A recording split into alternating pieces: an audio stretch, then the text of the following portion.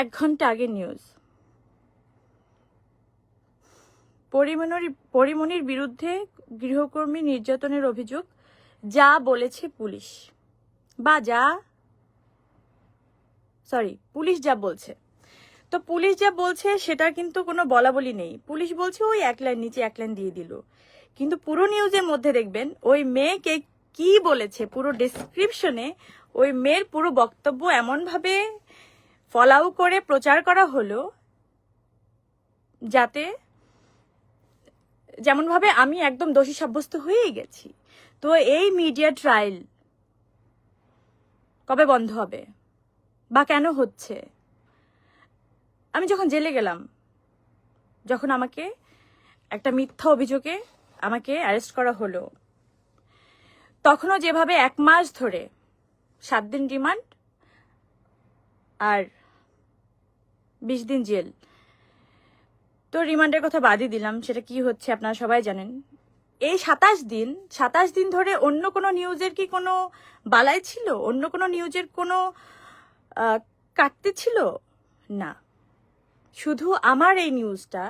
আজকে পরিমণি কি খেলেন, কোথায় ঘুমালেন, কম্বল দেওয়া হলো কিনা, তাকে কোন থালায় খাবার দেওয়া হলো, মানে এত নোংরাভাবে নিউজগুলো ফলাও করা হচ্ছিল যাতে সাধারণ আমজনতা, সাধারণ পাবলিকের মধ্যে একটা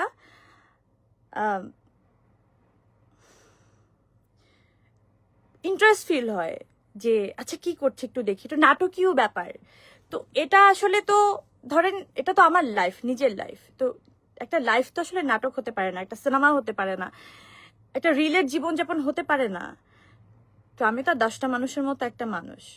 তো যেটা আইনি প্রক্রিয়ায় উনি এখনো কিন্তু আমি এই এতক্ষণ ধরে লাইভ করলাম, এখন অবধি কিন্তু কোনো অভিযোগের বিরুদ্ধে কোনো কথা বলিনি যে এটা উনি রং বলেছেন, এটা রাইট বলেছেন, আমি কিন্তু কিছুই বলিনি, এখন অবধি বলিনি। কারণ আমি আইনের উপরে আস্থাটা রাখতে চাই বা আস্থা রেখে এসেছি। যারা কিনা 5-7 বছর ধরে আমার বাসায় কাজ করে না, আমাকে আগলায় রাখে, আমাকে ভালোবাসে, আমাকে বাঁচায় রাখে ভাই, আমাকে খাবার দেয়, আমাকে কাজে পাঠায়, আমার ডিপ্রেশনে, আমার দুঃখে সবকিছু তোরা পাশে থাকে।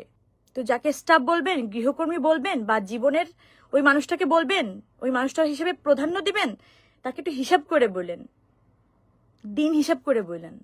এত সহজ না কেউ কারো জীবনে এসে কারো জীবন নিয়ে নেয়া।